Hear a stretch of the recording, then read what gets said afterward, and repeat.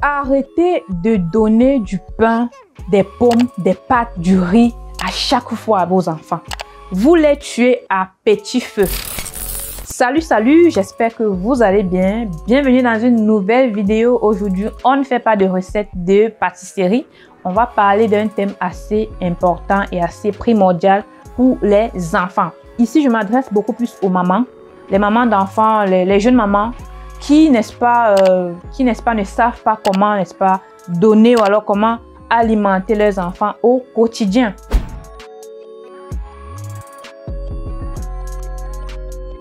Je suis Richie, diététicienne, coach sportif, naturothérapeute. Je vis en Allemagne et j'accompagne des centaines et des milliers de personnes déjà chaque jour. Et au jour d'aujourd'hui, nous avons accompagné plus de 2000 personnes depuis 2016. Et franchement, voilà, des personnes qui retrouvent la santé, qui retrouvent, n'est-ce pas, le bien-être, et des femmes également qui n'arrivaient pas à concevoir, qui retrouvent leur fertilité. Je suis spécialisée dans la détox, la perte de poids, dans également la problématique sur les fibromes, les myomes, conception chez les femmes et chez les hommes, et également les hommes qui ont des problèmes de libido, faiblesse sexuelle. La thématique d'aujourd'hui, pourquoi? J'ai eu à causer avec plusieurs femmes récemment qui m'ont contacté et qui m'ont dit « J'aimerais que, coach, tu fasses un programme alimentaire pour mes enfants parce que je veux, n'est-ce pas, commencer à les habituer avec un bon rythme alimentaire et afin qu'ils puissent grandir dans ce bon rythme sain. » Avant de commencer, n'est-ce pas, je les ai posé pas mal de questions. On a eu à faire un certain bilan alimentaire, bilan nutritionnel, où j'ai posé pas mal de questions sur comment est-ce que vous alimentez vos enfants actuellement depuis déjà. Et quels sont les problèmes de santé, quels sont les antécédents, est-ce qu'ils ont des allergies, est-ce qu'ils ont des problèmes de santé, est-ce qu'ils étaient malades quand ils étaient petits. Bref, c'est un bilan nutritionnel global que nous faisons au début lorsqu'on prend contact avec des patients. Plusieurs femmes, je dirais 92% des femmes m'ont, n'est-ce pas, toujours dit que les enfants aiment quoi? Les pâtes, les pommes, le lait, quoi encore? La farine, du pain, du riz. Et je me suis dit, waouh, ça c'est très dangereux. Il y a de cela quelques mois ou quelques années, je me rappelle plus, j'avais fait une vidéo sur la thématique arrêtez de donner du lait et de la bouillie à vos enfants. Vous les tuez à petit feu. Alors, je reviens, je vais encore shooter sur cette thématique. Pourquoi? Parce que la vie d'un être humain commence par le bas. Ça dit quoi? Ça dit que ça commence par les enfants. Les enfants sont l'avenir de demain. Et lorsque vous commencez à bourrer vos enfants des aliments qui vont, n'est-ce pas, qui ne sont pas assez adéquats pour leur santé, quand ils vont grandir, je vous garantis qu'ils vont porter en eux des charges, des maladies assez toxiques qu'on peut découvrir dans leurs 18 ans, dans leurs 25 ans. Mais parce que grâce, en fait, à leur alimentation depuis le bas âge. C'est fou, mais c'est très vrai. La preuve, il y a des personnes en fait qu'on a eu à suivre ou alors qu'on a eu à consulter qui ont eu des problèmes de santé à leur adolescence et il y a certains problèmes de santé qui sont liés à un mode alimentaire ou alors à certaines conditions de traitement dans leur enfance. Je vais prendre un exemple. Des grandes personnes qui ont eu à faire beaucoup de fièvre dans leur enfance finissent par développer plus tard ce qu'on appelle des otites. C'est-à-dire que vous avez développé des fièvres, on a toujours eu à vous soigner, on vous a donné des antalgiques, on vous a donné des perfusions dans votre enfance, on n'a pas vraiment compris quelle était la cause de ces fièvres-là, on n'a pas traité le problème à la cause, à la base, mais on a juste essayé d'éradiquer les symptômes de fièvre. Maintenant, ça a été répétitif, et puis vous vous retrouvez à 25 ans, ou alors ça peut même pas atteindre jusqu'à 25 ans, parfois ça arrive jusqu'à peut-être 8 ans, 7 ans, 9 ans, et vous avez les enfants qui ont des otites, qui ont, n'est-ce pas, une inflammation otite, c'est-à-dire inflammation des oreilles, de l'auditoire, je vais dire quoi, de l'audition. Il y a des enfants qui se mettent à avoir très mal dans l'oreille, ou alors des oreilles qui commencent à couler du pus, ou alors qui commence à couler du liquide très nauséabond. Et c'est comme ça, en fait, comment ça se manifeste, en fait. Donc, pourquoi est-ce qu'on quitte de fièvre à otite? Parce que la fièvre, je ne vais pas entrer dans les détails, mais la fièvre est un processus de nettoyage. C'est un processus, c'est un symptôme en fait que le corps vous donne pour vous dire attention, il y a assez d'acide dans le corps, il faut évacuer ces acides. Et ça se manifeste par la fièvre.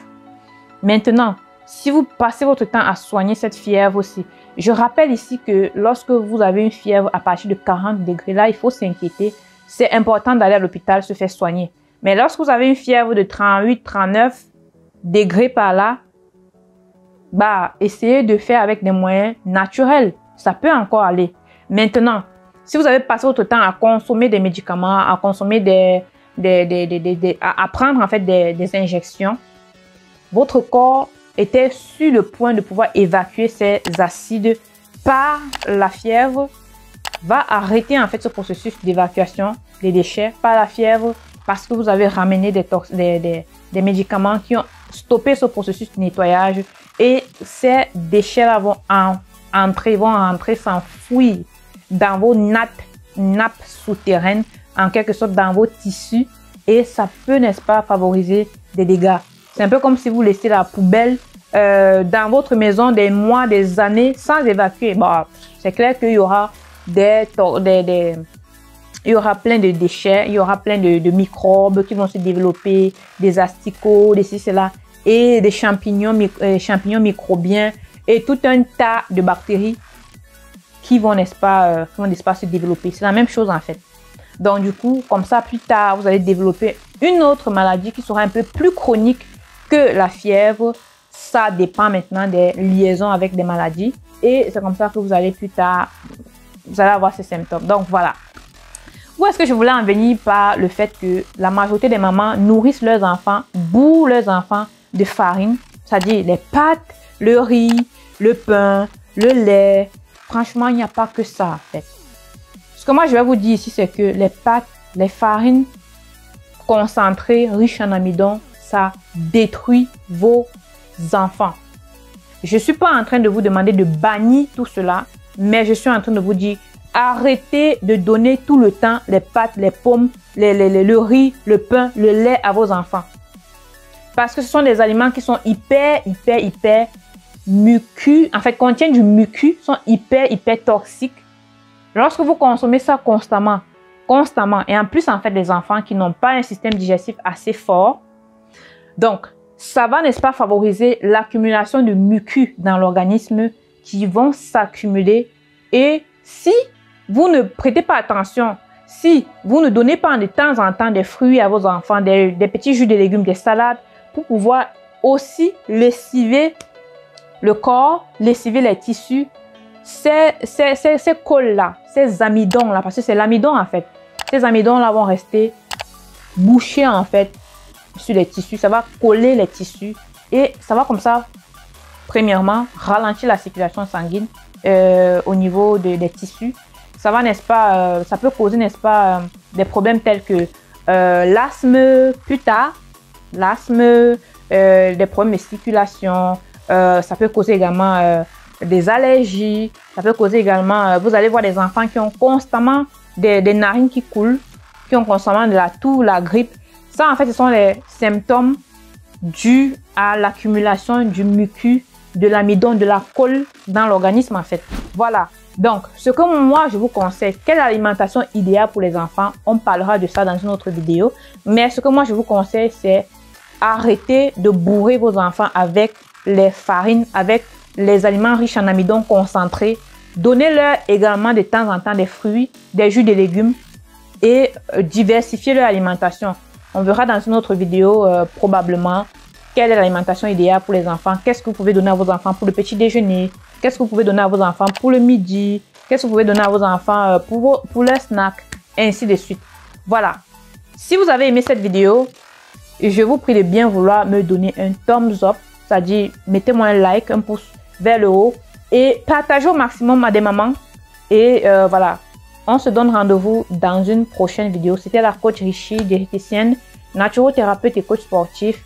À très bientôt. Prenez soin de vous et surtout prenez soin de vos enfants. Bye bye.